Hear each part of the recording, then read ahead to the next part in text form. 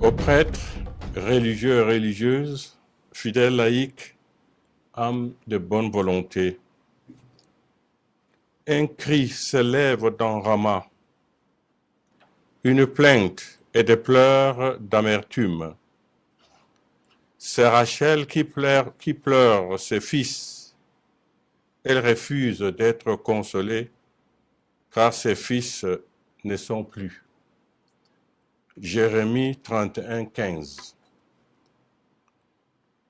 L'élection présidentielle du 12 octobre 2025 s'est présentée pour nous, Camerounaises et Camerounais, comme le kairos, c'est-à-dire le moment favorable pour écrire une nouvelle page de notre histoire, le changement. Nous avons, pour une large majorité, exprimé ce désir, cette volonté, cette aspiration profonde de notre cœur et de notre âme par le choix massif du candidat, du leader que nous avons estimé capable de rassasier cette grande faim et d'étancher cette immense soif du peuple camerounais. À travers les réactions des uns et des autres après la proclamation des résultats de l'élection présidentielle du 12 octobre 2025, de nombreux citoyens qui s'attendaient à un avenir meilleur ont eu la ferme conviction que leur choix n'a pas été respecté. Il a été méprisé et pire encore ignoré. Aujourd'hui, leur déception est immense. Face à cette attitude qui a indigné une majorité écrasante des Camerounais et la communauté internationale, tous les responsables de notre pays sont invités à réfléchir en profondeur sur les conséquences de la situation actuelle.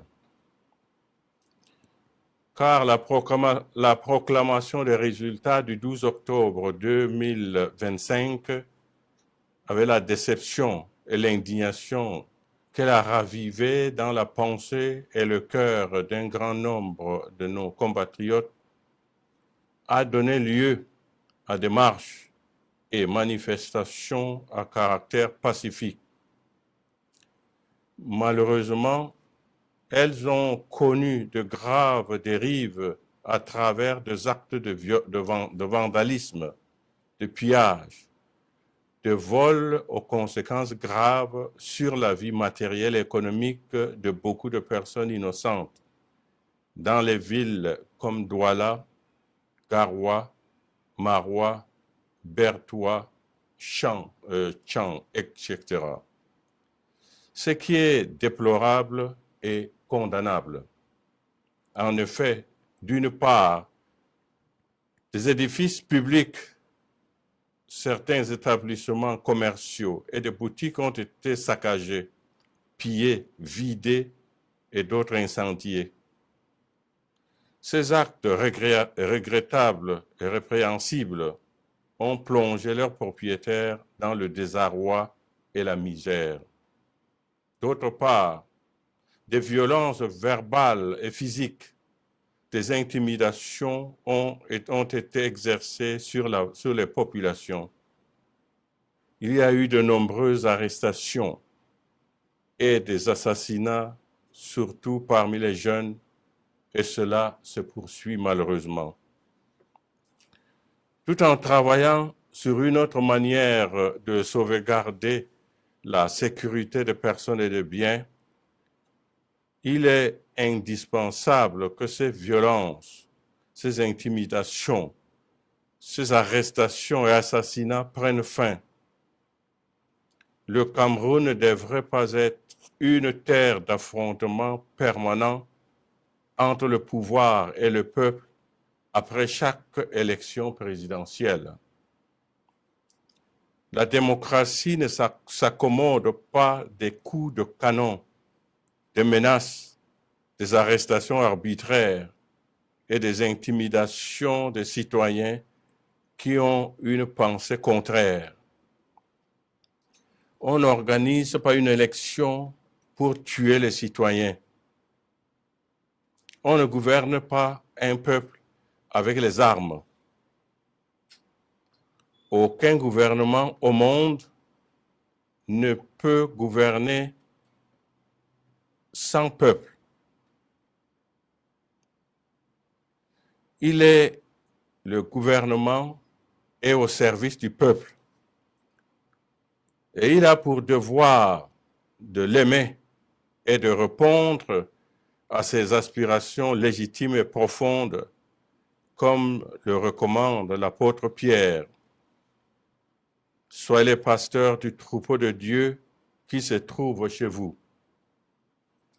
Veillez sur lui, non par contrainte, mais de plein gré selon Dieu, non par cupidité, mais par dévouement, non pas en commandant en maître à ceux qui vous sont confiés, mais en devenant les modèles du troupeau. Cet appel s'adresse à tout dirigeant.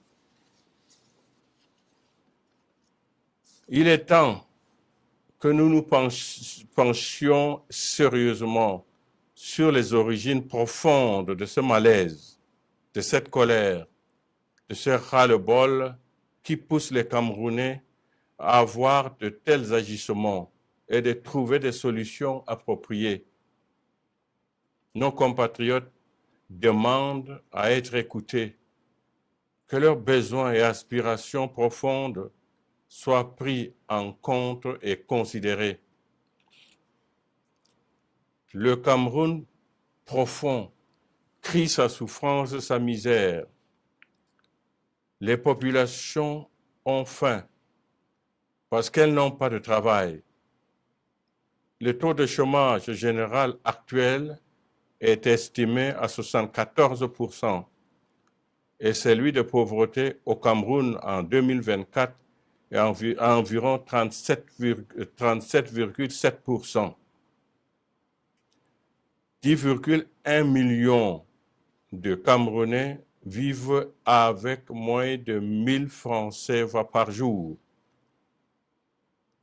Le Cameroun compte plus de 6 millions de citoyens sur les routes de l'exil ou de l'immigration clandestine, confère Centre d'études stratégiques d'Afrique.